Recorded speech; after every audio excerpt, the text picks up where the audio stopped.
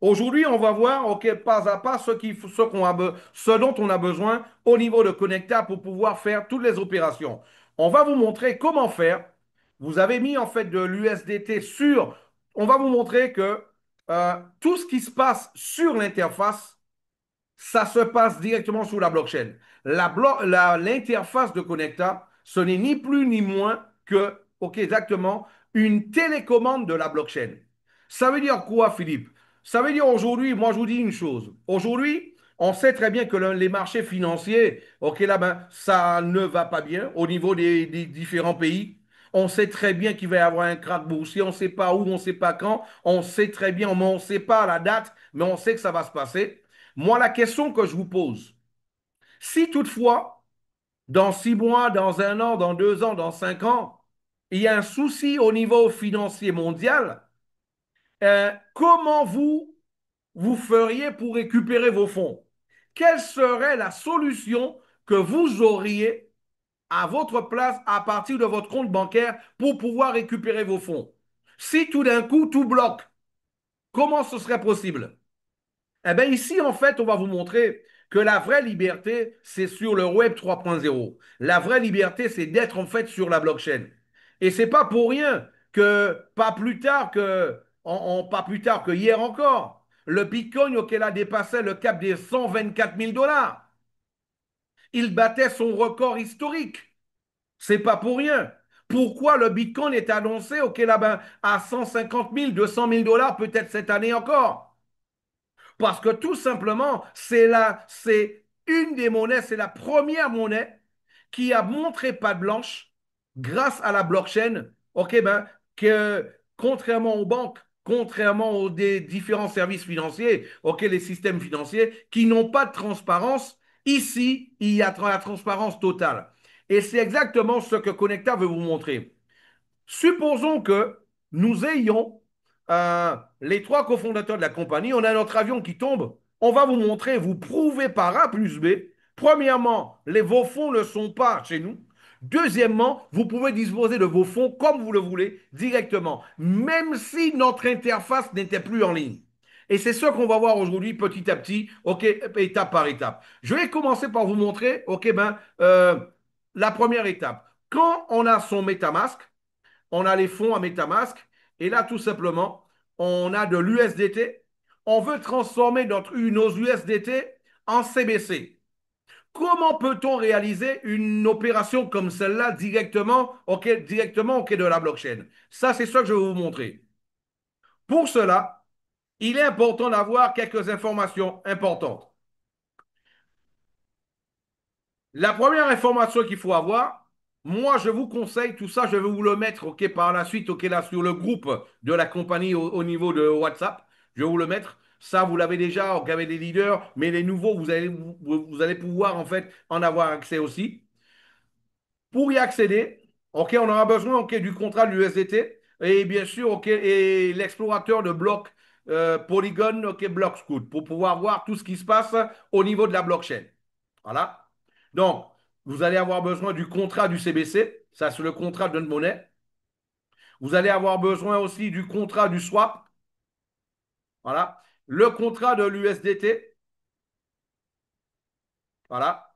Et aussi la valeur en Whey, justement, qui est des frais de transaction. Le Whey, c'est l'unité de valeur, de mesure au fait de la valeur des transactions sur la blockchain. Voilà, ça il faut le savoir. Et c'est comme cela, en fait, là, ben, que ça fonctionne sur la blockchain. On parle en Whey. Voilà. Et tout ça, ça peut vous paraître chinois, mais on va passer de l'autre côté. Vous allez voir que c'est pas si compliqué que ça.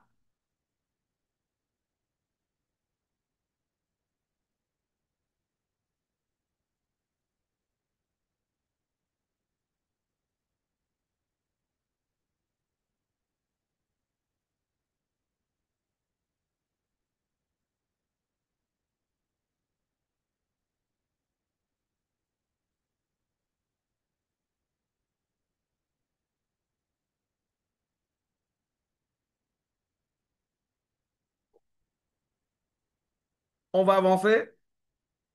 Euh, Première chose encore à faire, OK, là, ben, on va déjà aller sur j'ai avancé, OK, dessus, OK, là, pour pouvoir gagner du temps. OK? J'ai déjà ici le, le site de Polygon Block Scout. Voilà. Polygon Block Scout. Quand vous êtes sur Polygon Block Scout, la première chose à faire, c'est de connecter votre portefeuille. Vous voyez, le portefeuille que je vous ai montré, c'est le 95 FA. Je vais le déconnecter pour montrer comment on connecte le portefeuille. C'est hyper simple. Une fois que vous allez tout simplement ben, prendre le contrat principal,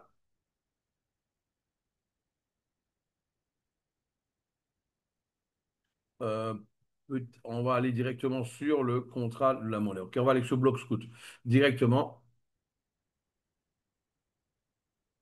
Voilà, on va aller OK sur le contrat. Voilà, voilà. Voilà. Ici, on a pris le contrat. On va faire, en fait, là, on va faire le swap de l'USDT vers le CBC. Voilà. Pour cela, on va commencer par prendre le contrat du CBC, de l'USDT. Le contrat de l'USDT, on va le prendre. On va copier. On va retourner sur le site Block Scout. Totalement en haut, dans la recherche, on va coller le portefeuille de l'USDT. Et là, il apparaîtra en bas. On va cliquer dessus. Une fois qu'on a cliqué dessus, on va cliquer sur contrat. Une fois cliqué sur contrat, on va faire read and write contract. OK?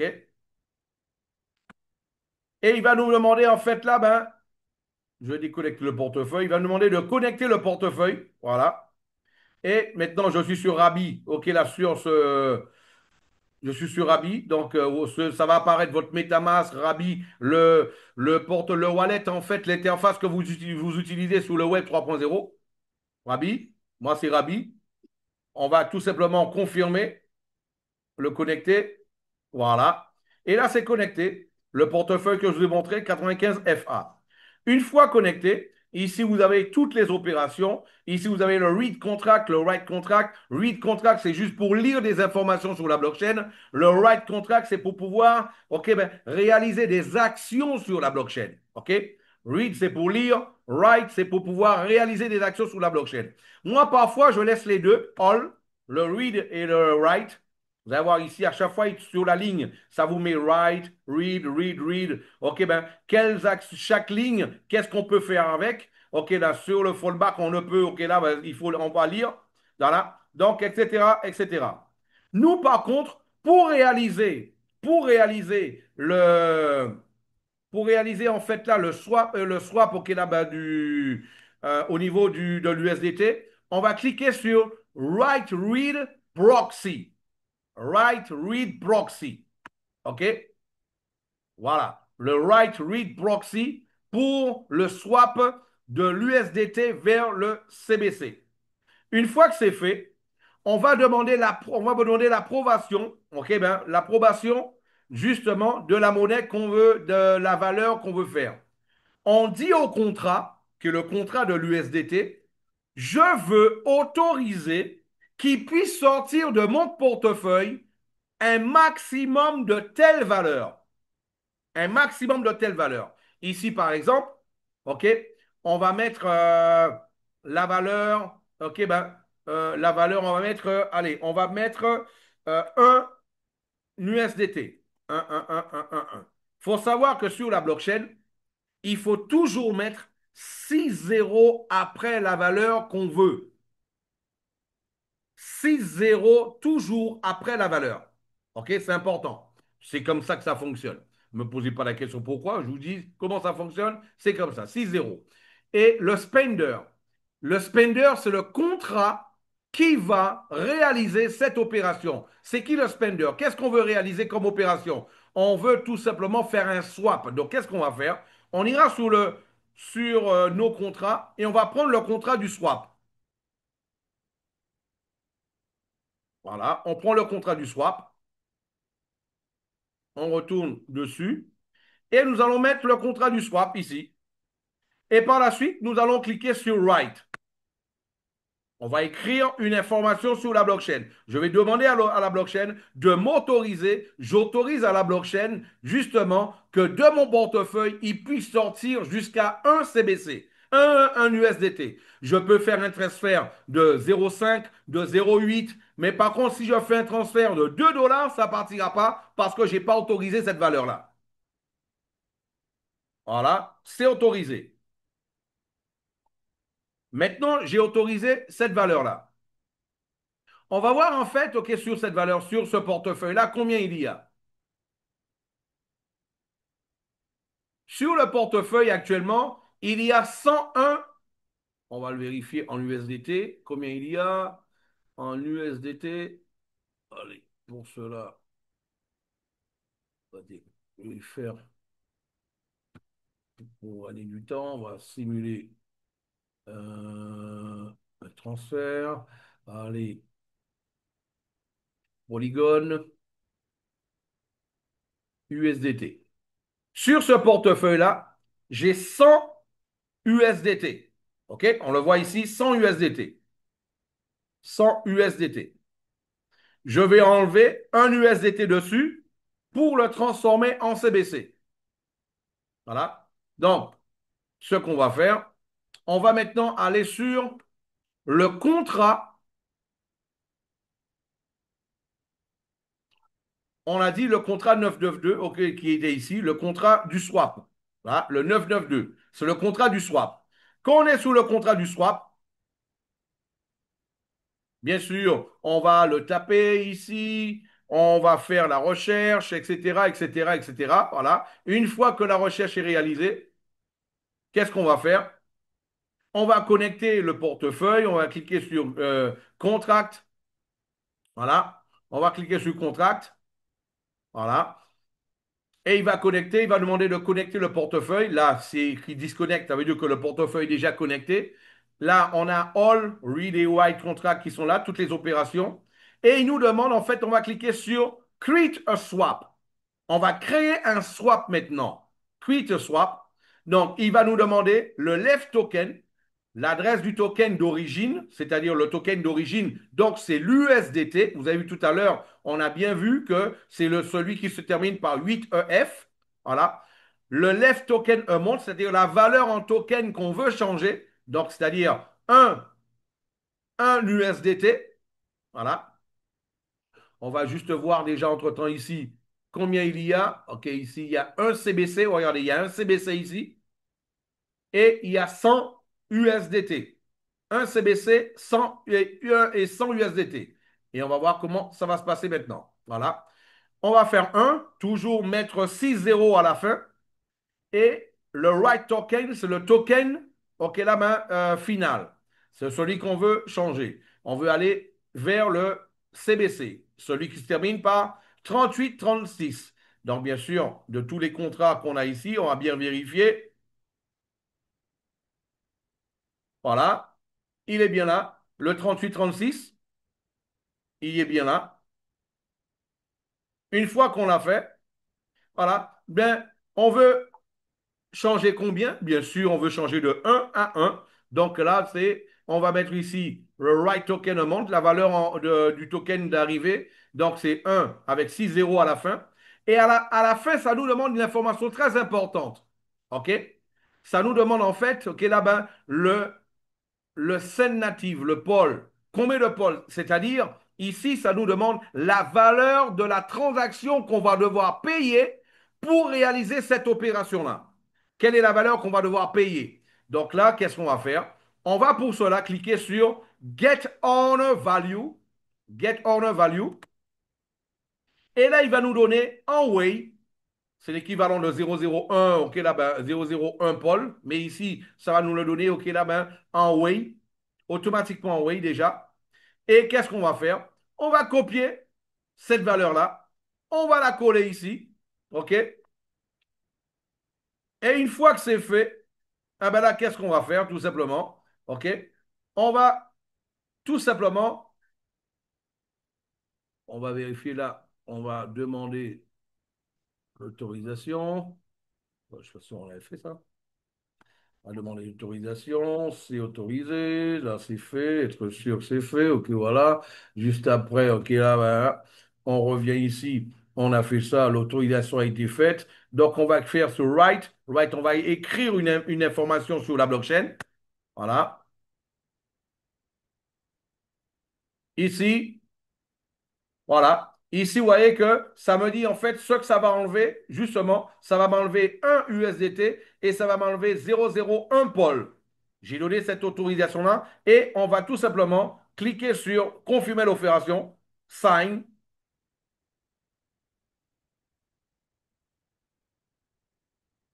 Voilà. Et ici, on peut même aller, OK, là, vérifier sur une nouvelle page, OK, le hash de la transaction. Voilà. Transaction réalisée avec succès. Voilà. Et il y a une chose qu'on peut même faire ici aussi. Sur le contrat, on peut voir aussi,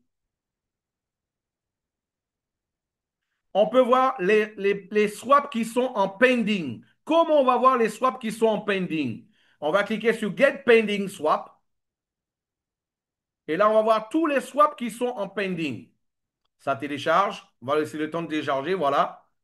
Et vous allez voir tout en bas, il apparaîtra mon portefeuille du 95 FA.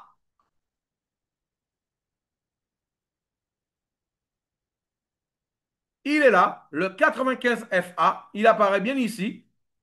Et Philippe, mais si toutefois, OK, ben, je n'ai pas accès à l'interface et moi j'ai envie d'annuler le swap. Pour annuler le swap, on va le voir aussi, c'est hyper simple. Qu'est-ce qu'on va faire? On aura besoin de cette information-là. Le ID UINT 256. On va tout simplement copier le 3708. C'est le numéro de cette transaction-là au niveau du swap.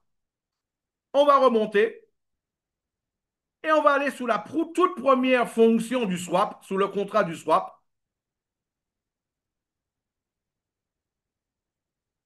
Voilà, ici.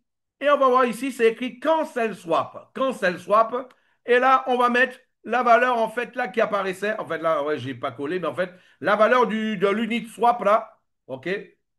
C'était le combien déjà? Le 30, 3708. Voilà. Il suffira ici de taper le 3708. Et là, on va pouvoir, OK, ben, on va cliquer sur Write, là, et ça va demander par la suite, ça va appeler notre portefeuille. Et là, on va devoir confirmer. Je ne vais pas le confirmer parce que je fais déjà une opération. J'ai envie de vous montrer comment faire le swap. OK, là, ben, et à ce moment-là, OK, ben, on va l'annuler. Voilà, voilà, tout simplement. Voilà. Donc, une fois que c'est fait, donc nous, qu'est-ce qu'on va faire maintenant? On va ici, on va actualiser la page, l'interface, pour gagner du temps. Et voilà, on a maintenant deux CBC.